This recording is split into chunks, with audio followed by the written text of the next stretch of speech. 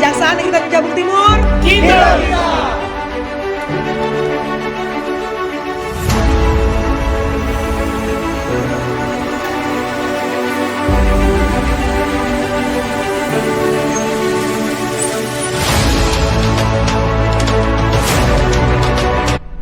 Halo, selamat sore semua yang selalu mengikuti kegiatan kami. Pada hari ini, saat ini kami sedang melakukan kegiatan untuk melakukan proses eksekusi terhadap terpidana Nurkolis dan Tengku. Doakan kegiatannya berjalan lancar, tidak ada satu kendala. Kami tetap mengedepankan prinsip kehumanisan, kemanusiaan, prinsip adil, sehingga upaya untuk eksekusi tadi tidak menimbulkan masalah baru di kemudian hari. Doakan kegiatannya berjalan lancar.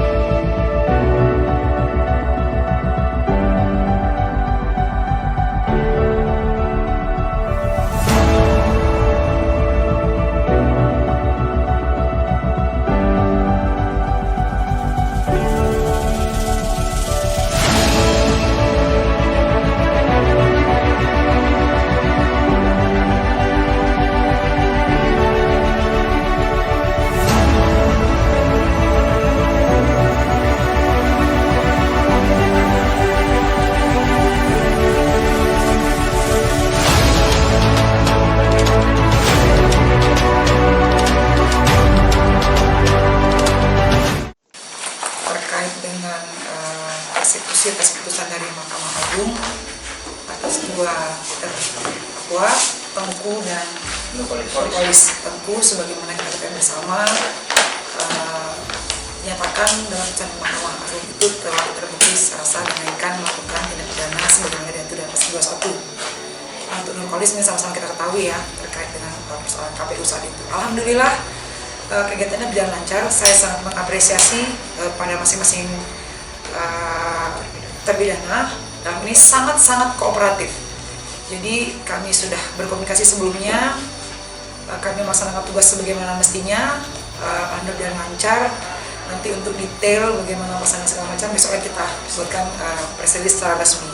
Jadi malam ini hanya kami menginfokan bahwa kegiatan berjalan lancar, tidak gaduh, mungkin nanti bisa dikonfirmasi kepada kuasa hukum masing-masing, tidak gaduh, kita bisa melaksanakan secara baik, lancar, dan cepat, dan tidak ada permasalahan berarti di lapangan, gitu ya.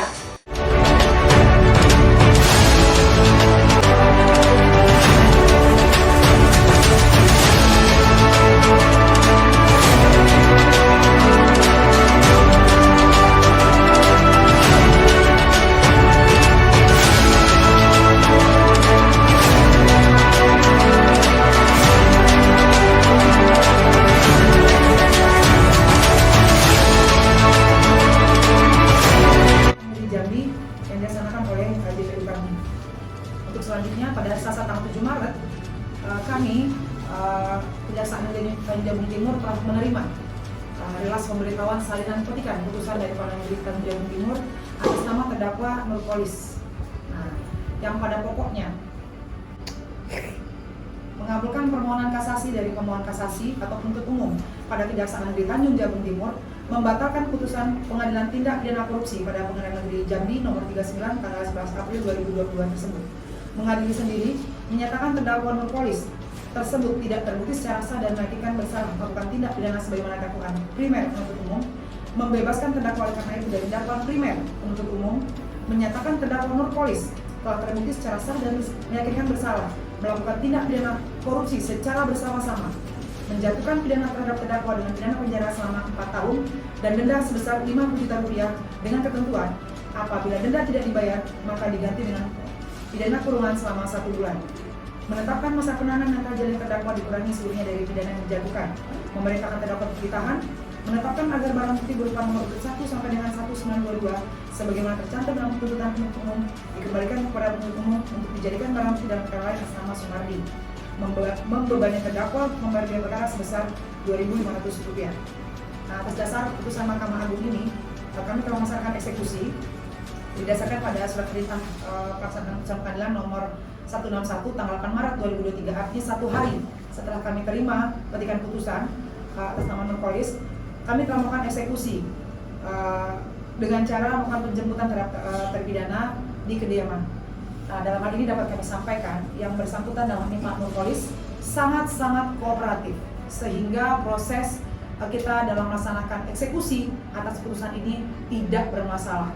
Saya secara atas nama institusi Kejaksaan Negeri Tanjung Jabung Timur mengucapkan terima kasih Pak Nurkolis atas kerjasamanya sehingga proses ini berjalan sebagaimana mestinya. Kami lanjut untuk Saudara Tengku Ardiansyah. Nah, untuk perkembangan penanganan perkaranya sendiri, mungkin rekan-rekan media lebih tahu dari saya ya, karena sudah lama di sini ya. Bagaimana cerita dari awal sampai kita berakhir di sini, bahwa di prosesnya Saudara Tengku ini kan dalam dakwaannya kita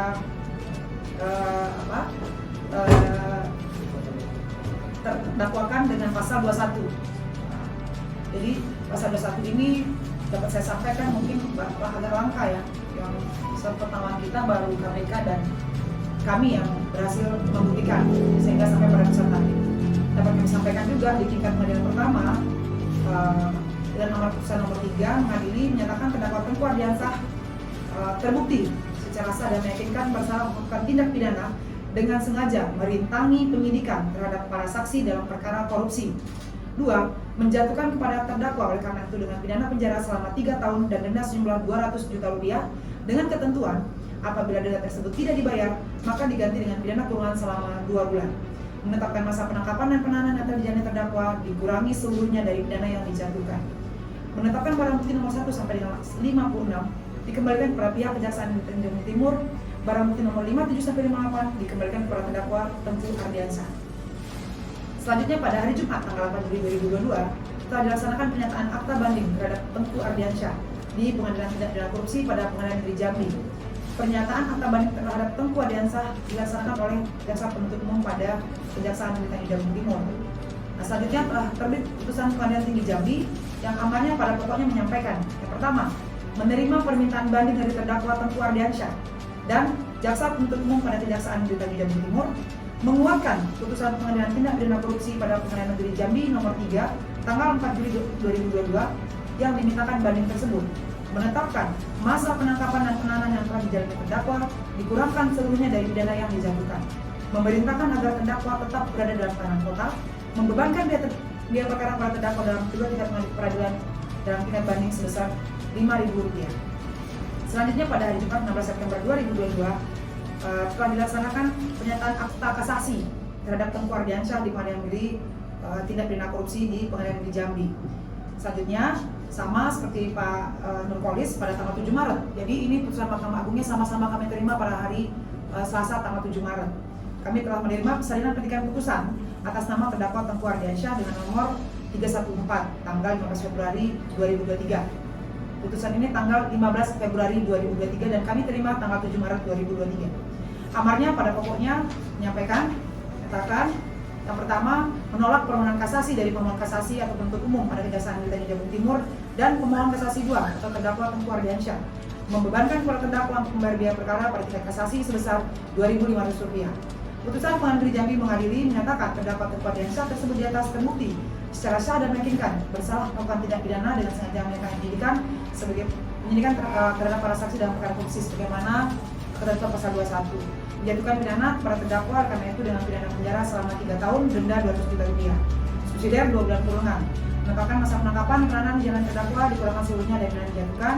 Menetapkan barang bukti nomor 1 sampai 56 dikembalikan kepada pihak Kejaksaan Negeri Tanjung Timur. Nomor 57 58 dikembalikan kepada terdakwa Tengku Ardiansyah. Sama halnya dengan Pak Nurkolis, proses kami juga sangat terbantu dengan sangat kooperatifnya Pak Tengku Ardiansyah.